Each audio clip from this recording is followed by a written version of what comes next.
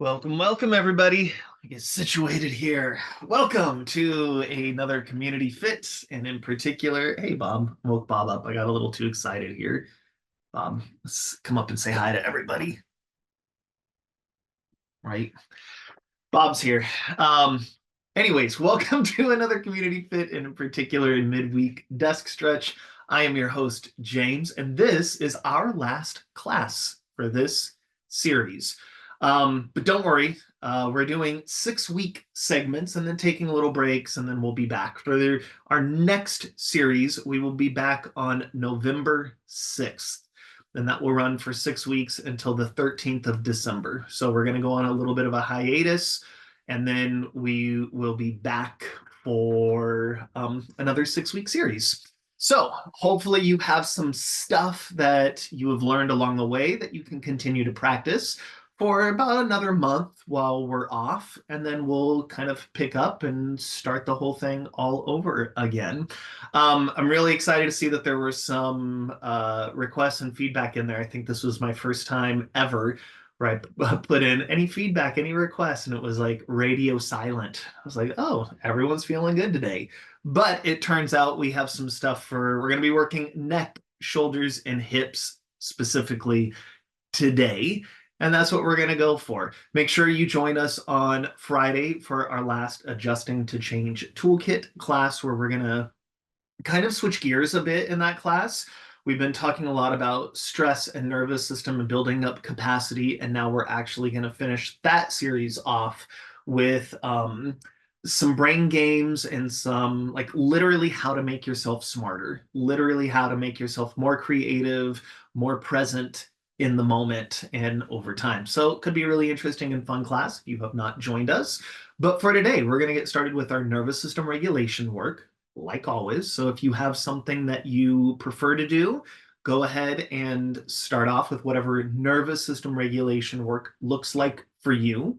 If you are like, I have no idea what that is, feel free to follow me along. We always start off with nervous system work because that is the basis for quite literally everything. And then, as I said, we're going to approach today's embodiment work from the lens of hips, shoulders, and neck in particular, but we'll try to get more of the body involved. And then we'll wrap it up here at about 12:45. So go ahead and find your seat. And let's start off again. If you've got to practice, go ahead and do that. For me, I'm needing a little bit of orientation work. I feel hyper aware of myself today and not very aware of myself within my space. So I'm going to start off by just kind of looking around the room. And I'm just going to notice things that are in the room. And I might even in my own mind start to name the things that I see in the room. And that might look and sound like plants, mirror, dresser, hats, doorway, floor, closet, clothing, plants, window, dog. Now you can keep just kind of looking around your space, maybe what's above you and behind you and below you, or, and this is where I'm going to go with it, you can locate something in your space that you really want to connect with, something that brings you joy, something that makes you happy, something that makes you feel comforted, whatever it is. I'm going to use Bob today, the dog, and I'm just going to kind of look at him. In fact, I'm going to pet him. A little sensory feedback in there. Bob is giving me the, I'm trying to sleep. Why are you bothering me? It's because I'm using you for my nervous system work today, Bob. That's what's happening. So yours might be looking at art. You might be doing breath work right now. You might be doing humming, sighing, tapping, any number of things. Just whatever is going to make you feel a little more present, a little more settled, a little more grounded today might be the way to approach your nervous system work. So while I continue to pet Bob, I'm actually going to do just a little bit of breathing, and I'm not going to do anything specific other than exaggerate my exhalations.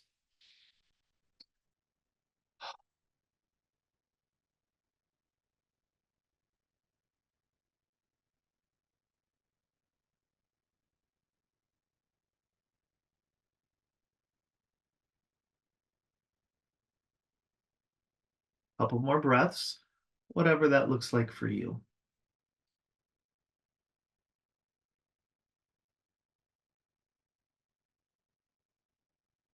One more.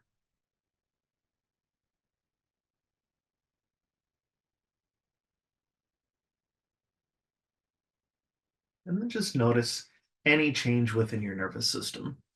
And then let's go ahead and get started with some of the movement practices for today. Whenever we get like neck, when we get kind of like things at the top of the body and things at the lower body, there's no right way to approach that. There's no wrong way to approach that. You can start at the top and work your way down, start at the bottom, work your way up, benefits, drawbacks to both. I'm going to choose to start up in the neck and really up even higher to work with some of the neck and shoulder stuff, specifically because I think this is the first time this has been the trend. We've done a lot of like hip work, low back work this series. And thinking back, I'm like, we actually haven't done a lot of neck and shoulder work. So we're going to spend more time on that because undoubtedly there's quite a few of you who symptomize with neck and shoulders, and then we'll work our way down. Now, having said that, if you're like, I'm here for the hip and low back work, and you've been with us for a while, feel free to do some of the wide sit bone work. Feel free to jump into some of the lower body stuff or follow us along on the upper body stuff. Here's what we're going to do. We're going to approach neck and shoulder work first from the lens of nervous system. And how do we do that? Well, our eyes and those muscles and nerves are connected into the nerves in the muscle system at the very top of the back of the neck.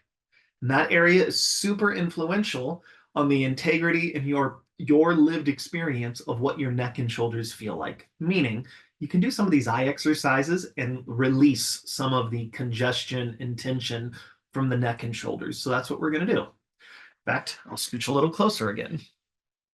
We're going to do some basic eye exercises. In fact, this is really helpful to have a pin around.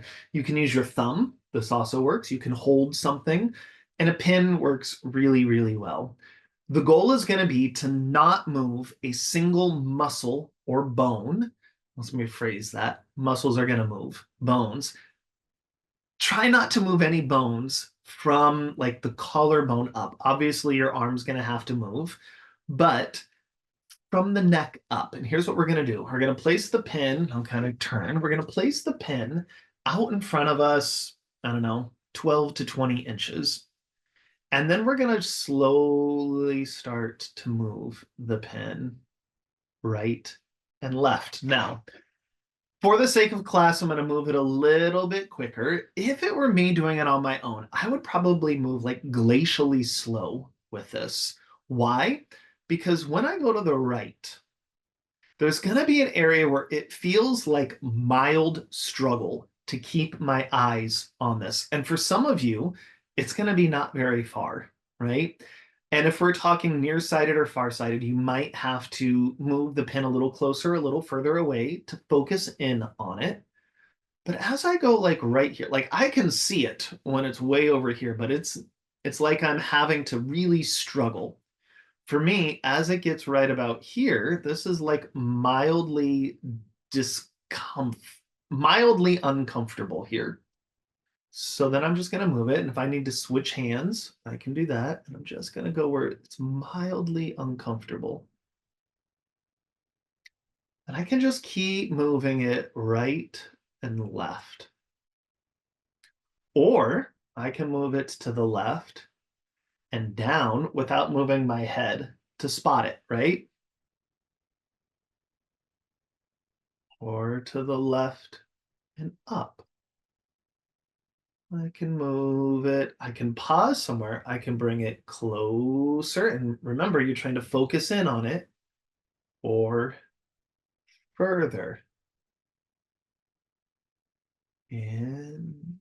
And I can just kind of move it wherever it is. Down, right. And for some people, this is really going to strengthen your eyesight, But it's also about navigating, moving, and exercising some of the nerves and muscles in the eyes, which then, as I said, sort of has a repercussive effect all the way down the neck. Now, put that pin somewhere where there is something behind it, right? So as I'm doing this, there's a plant behind that. It might be art, it might be books on a bookshelf, it might be outside. I don't care. Putting it in front of a blank wall is not going to work, right? There's got to be something behind it that you can look at. You're going to put it out in front of you to where you can focus in on it clearly. And you're going to focus in on the pin. And then instead, it's like you're going to look past the pin and focus on whatever's behind it. Then you'll focus on the pin, focus on whatever's behind it. Pin, behind, pin, behind, right? Could be your thumb, it could be the object, whatever it is you're holding. And we're just going to work on that focusing thing, looking at something close, looking at something further away, looking at something close, looking at something further away.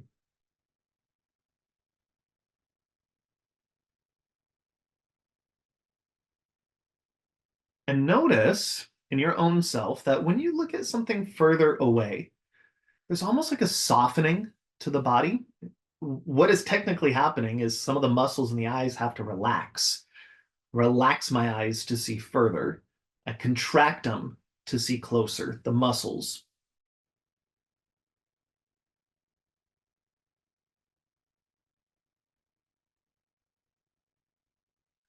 And then just focus on that pin. Keep your eyes softly focused on the pin and now twist your face to the left and to the right.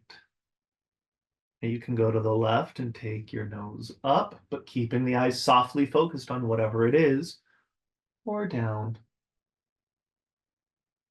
Doesn't really matter. And then instead, shift and look at whatever's behind. And notice if you can go more, if the range of motion has increased or decreased. Generally speaking, for a lot of us, when we're focused on that thing up close, the range of motion is a little smaller. And as we dilate and look further away, the range of motion gets a little bit bigger.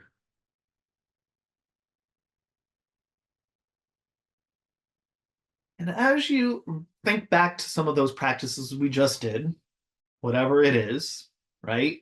Which ones are hard? Which ones were easy? Which ones do you need to practice more of?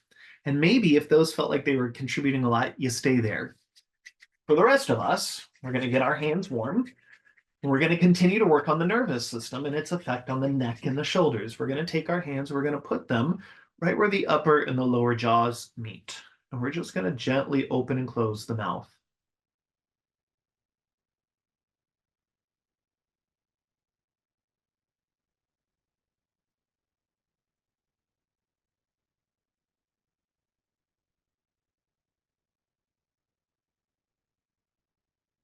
And then gently kind of pulling your hands down. And then take and do a little fingertip tap. Maybe as you're sitting on that chair, you're also thinking about allowing your sits bones, allowing your seat, allowing your pelvis to feel really wide. Maybe you're also thinking, can I allow the chair to support me more? Oh, tapping all over the face and the head.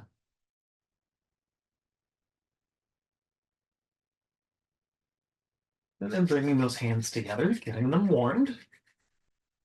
Taking your right hand on the front of the left throat, big heavy hand draws to center as I twist my face to the left. Big heavy left hand goes on right throat. Big heavy hand draws to center as I twist. Big heavy hand. Big heavy hand.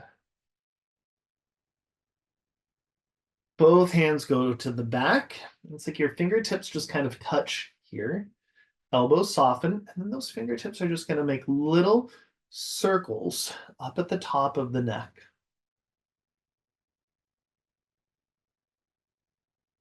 And maybe the head goes up and down. It's like a gentle rocking.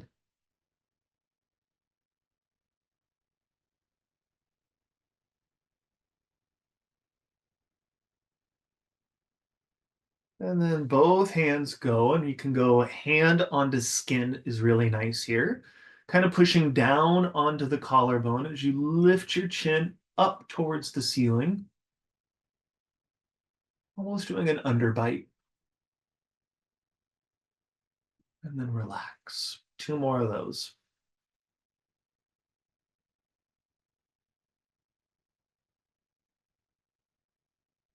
One more.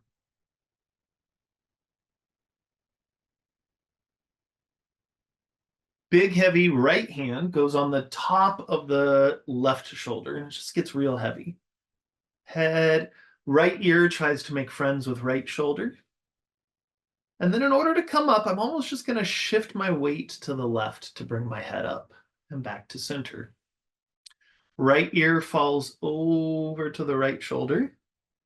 And in order to come up and out of that stretch, I just shift my weight to come back up. What we don't want to do is be over here and then contract those stretched muscles to come back up. That gets that ow moment. Instead, we're just going to use a little momentum to bring it over, just kind of coax the head back up. Other side, you can do the same thing.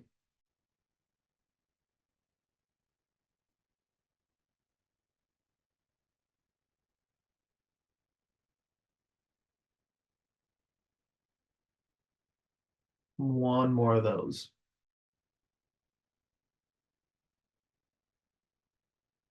Back up. Taking both hands, whether you want to do like a raindrop taps or like you're making a little beak, you can tap with that. You can make a little loose fist or even a cup. Whatever feels the best. You're just going to take and kind of tap all over the chest bone, the sternum.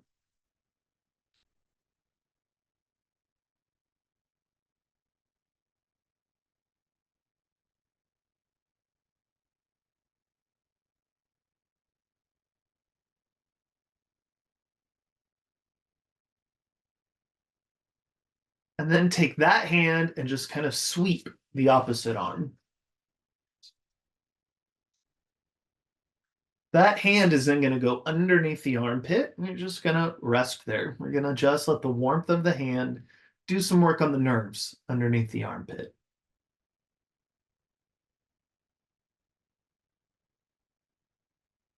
Working our way into some of the shoulder stuff. I'm going to take and just kind of hold, almost like I'm pulling my armpit towards my ribs a little bit more. And then this arm's going to lift and lower. Now, it can lift in front of me, it can lift out to the side, it can bend and go up, it can do straight. I don't care. You're just trying to coax some range of motion into that arm, to the shoulder joint, while that armpit area feels compressed, supported, warm, maybe a little stretchy or tuggy.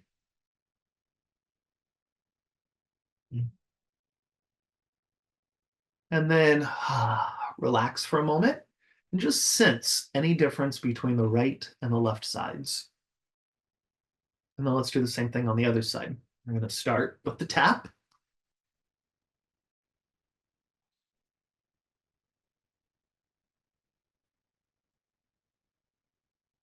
And then we'll go into the sweep.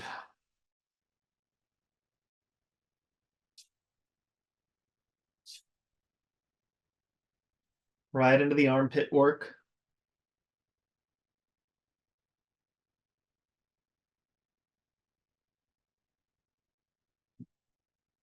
Into some range of motion.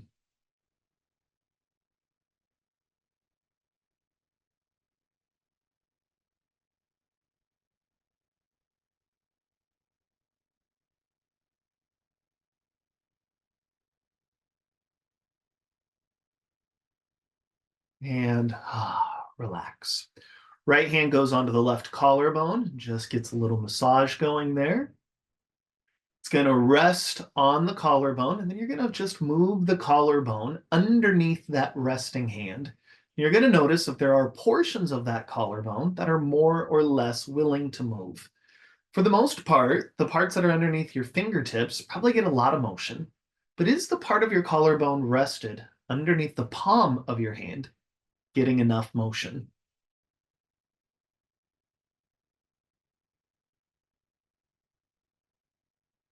And then we'll do the other side. Just a little waking it up, a little warming it up, and then a little bit of moving it.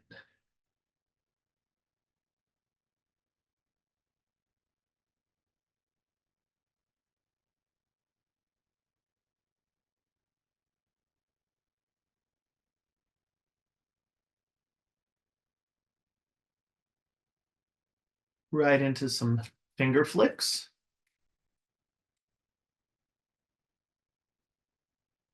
You're really flicking off some water there. And into some flamenco hands, or just moving through the hands.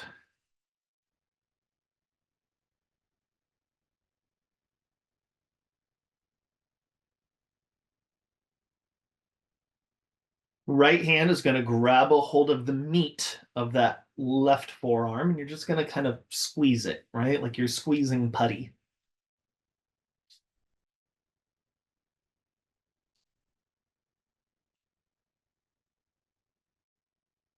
And then same thing on the other side.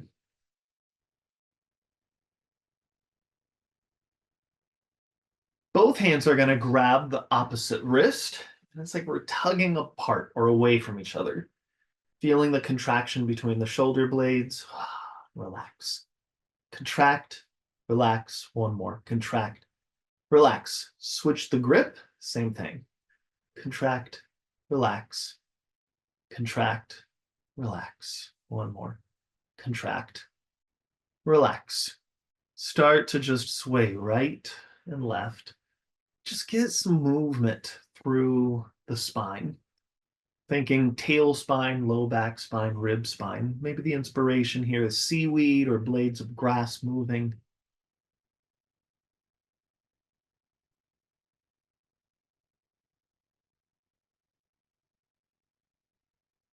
Finding your center, reaching your arms up. Both arms really stretch to where the collarbone and the shoulder blades come up to your ears. Elbows bend to bring it back down. Reaching up, bring everything up.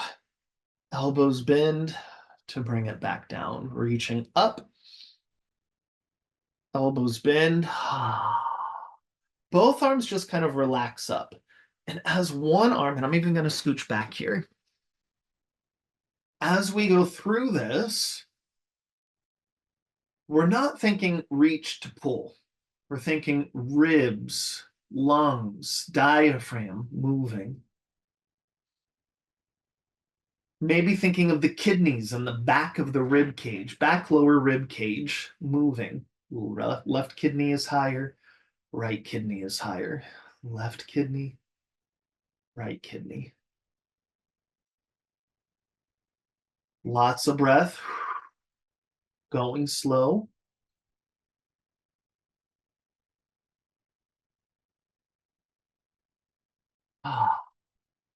And relax. Taking left leg over right knee, going into our classic chair rock here. Just rocking forward and back.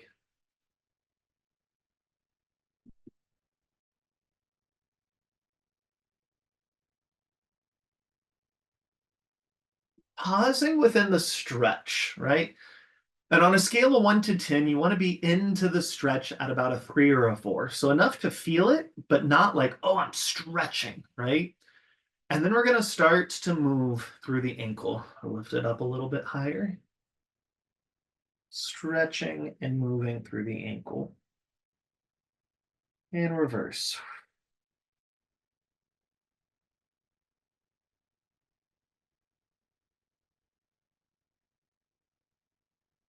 And relax. Checking in, other side. Start with the rock.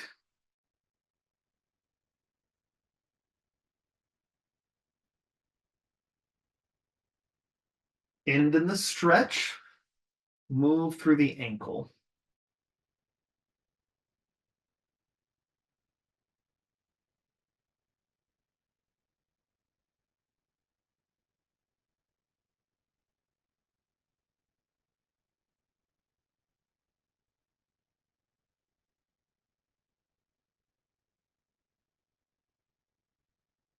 and relax. Sitting in the front of your chair, legs opened up relatively wide, hands on the knees. Let your head drop, ribs drop, spine drop, all the way down. Lift your head, your collarbone, use your arms to help you come up. I'm allowing gravity to slowly pull me down.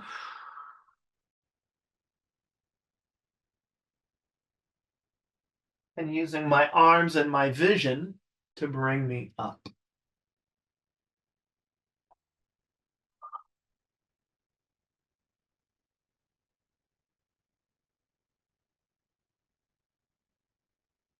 One more of those.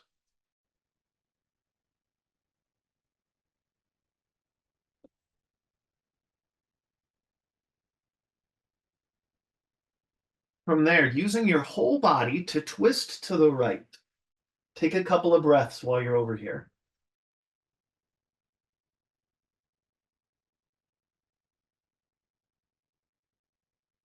Back to center. Other side.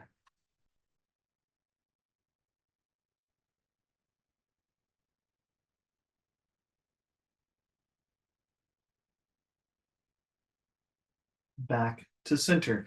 Put your hands either on the arms of the chair or the back of the chair, whatever it is, and only do this if your chair is stable. If you're on sort of a movie rolling chair, maybe skip this one and just come to standing. But we're going to go forward. We're going to push down with our hands and with our feet to lift our hips and then back down. You're going to look at it from the side.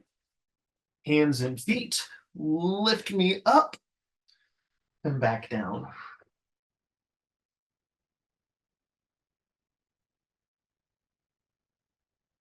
One more.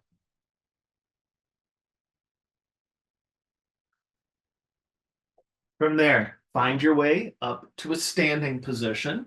Come to the back of the chair, opening the legs relatively wide here. Weight shift through your hips right and left. So I'm doing this. I have a relatively flat back. My arms are relatively straight here. My feet are relatively pointed forward. Now you can continue to do this or weight shift to the right, bend, and kind of lunge into that. Other side, weight shift and lunge. Weight shift and lunge. One more. Weight shift and lunge. From there, working a little bit on balance, we're just going to have the chair in front of us. And if you need to hold on to something at first, do that. We're going to come up, touch the chair, and back down. Touch the chair, back down. Touch and go. Touch, touch, touch. Now, keep doing that, or literally look to your right. Touch, touch. Change your mind, look to the left. Touch, touch. And if you're feeling real frisky today, look forward, close your eyes.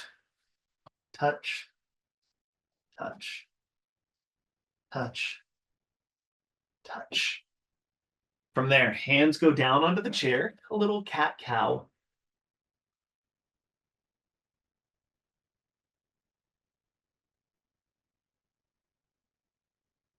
And center. Just a little jiggle, right and left. Jiggle, jiggle, jiggle, like you're jiggling your joints, jiggling the fluid body, jiggling the bones and the muscles.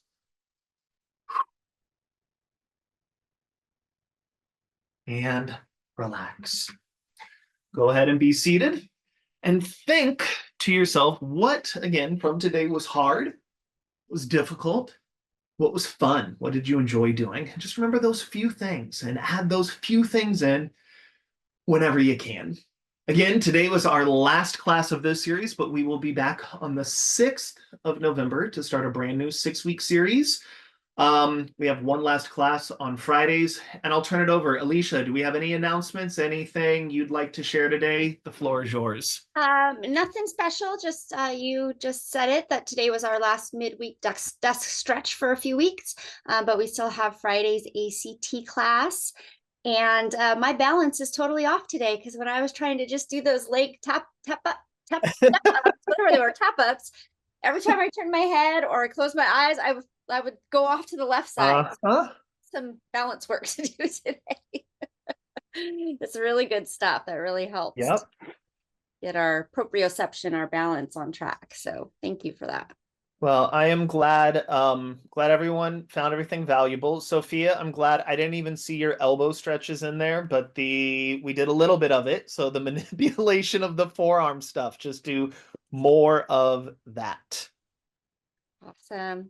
Thanks, everybody. We'll see you Friday. Bye, everybody. Thank Thanks, Raymond. you. Bye.